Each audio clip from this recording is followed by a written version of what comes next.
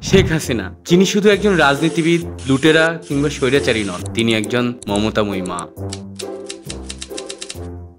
বোনহারা ভাইদের, দলীয় নেতাকর্মীদের বটবৃক্ষ, একজন ধর্মপরায়ণ মানুষ ও সর্বোপরি একজন মার্কামারা দেশপ্রেমিক। তিনি ভোরে তাহাজ্জুদের নামাজ পড়ে কোরআন তেলাওয়াতের মাধ্যমে দিন শুরু করেন। হয়েছেন কওমি জননী। দেশ জুড়ে করেছেন মডেল মসজিদ। আবার শোনা গেল দেশের অস্থিতিশীলতায় তার আর রাতে ঘুম আসে না। তিনি নির্ঘুম রাত কাটান। যতই দিন এগিয়েছে তার অন্যান্য সব গুণের কথা আমরা জানতে পেরেছি। সবশেষে জানা গেল তিনি বাংলার ইতিহাসের সেই শাসক যিনি প্রায় ৮০০ বছর পর দেশ ছেড়ে পালিয়েছেন।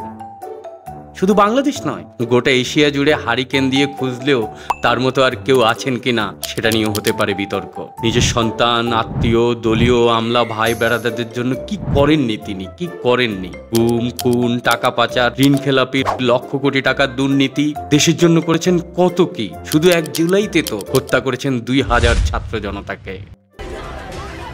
২ সন্তান জয় এবং পুতুলের জন্য তিনি যা করেছেন যা যেন পৃথিবীর আর কোনো মা করতে পারেনি। তাদের ভবিষ্যৎ সুরক্ষিত করার জন্য দেশের কোষাগার থেকে যে পরিমাণ অর্থ বিদেশে পাঠানো হয়েছে তা দিয়ে টাকার পাহাড় বানিয়ে ওনার সন্তানেরা সেই পাহাড়ে ট্রেকিং করতে পারবে।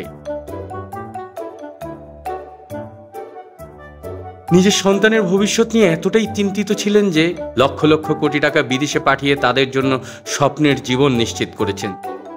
যে কোনো মাই চান তার সন্তানের জীবন হীরার মতো উজ্জ্বল হোক। শেখ হাসিনাও তার সামর্থ্য অনুযায়ী সেটাই করেছেন। শান্তিতে তাকে নোবেল দেয়নি আমেরিকানরা, কিন্তু মমতাময়ী মা হিসাবে সন্তানদের নোবেলটা শুধু তিনিই পাবেন।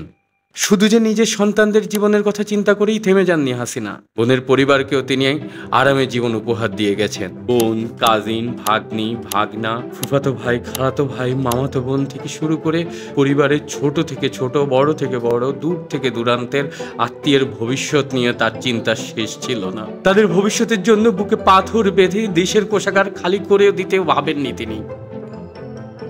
উনি শেখ হাসিনা না, উনি শেখ হাতেম তাই হাসিনা। তার এই মমত্ববোধ শুধুমাত্র পরিবারের মধ্যে সীমাবদ্ধ থাকেনি, তার আশেপাশের নেতাকর্মীরা মাথায় পেয়েছেন মা সমতুল্য আপার হাত। কেউ তার কাছ থেকে খালি হাতে ফেরেননি, ঝোলা ভরে পেয়েছেন টাকা ও ভালোবাসা। দেশের বড় বড় ব্যবসায়ীদেরকেও বঞ্চিত করেননি নিজের মমতাময়ী সত্তা থেকে।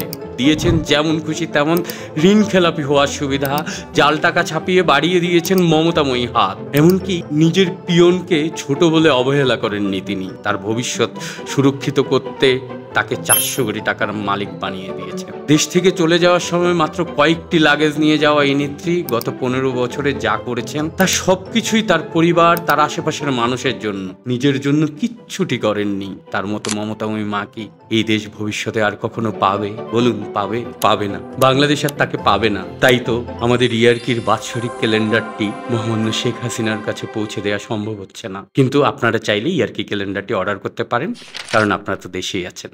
कैसा लगा मेरा मजाक?